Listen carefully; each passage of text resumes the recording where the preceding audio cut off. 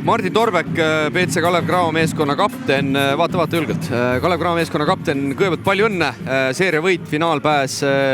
on käes. Kuidas sa ise võib-olla selle seeria kokku võtaksid? Eks ta päris raske oli, et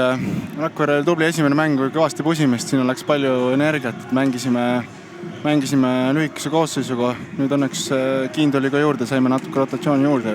et meie jaoks raske, aga ma arvan, et oleme finaalideks valmis. Ja tundub, et see teie kvaliteet, see rünnaku arsenal ikkagi pääses maksusele, et täna küll teisel poolel nii palju punkte ei tulnud, aga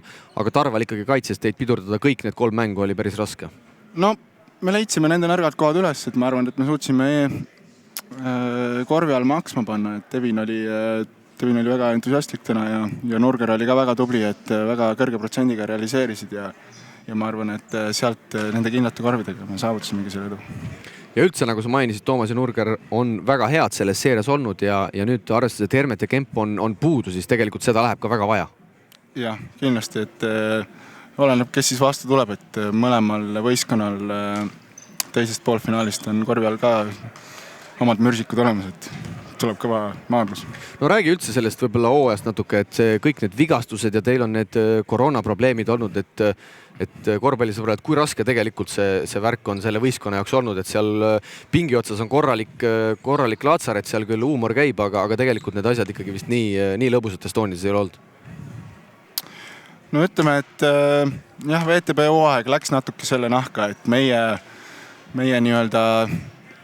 Terviseameti reeglid ei ole päris samad, mis Venemaal on, et kui Venemaal on keegi positiivne, siis see läheb ainult teemale, kui meil on positiivne, siis me istume kõik 10 päeva toas, et sinna läks nii üks kaotus, siis pluss käisime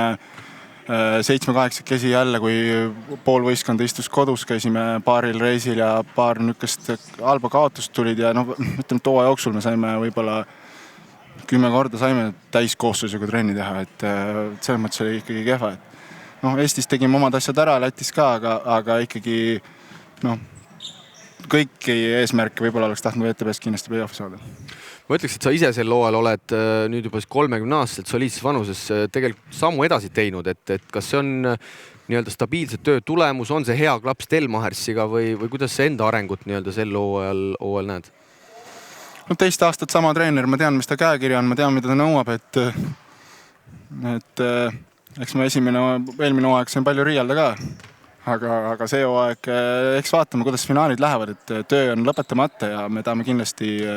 Eesti liiga ära võita, see on meie eesmärk, et kindlasti hooaega ma ei taha isegi öelda, et ma tahaks kindlasti finaali ära võita. No siia lõppu veel finaalseeria, mida on vaja juurde panna, et tiitel taaskord Kalev Cramo kontorisse tuua? Ma arvan, et kui me mängime oma mängu ja meil nüüd ma loodan, et Kaufmannist tuleb ka tagasi ja Kiin saab oma pisivigastusest võitu, et täna ta küll tahtis ise ka rohkem mängida ja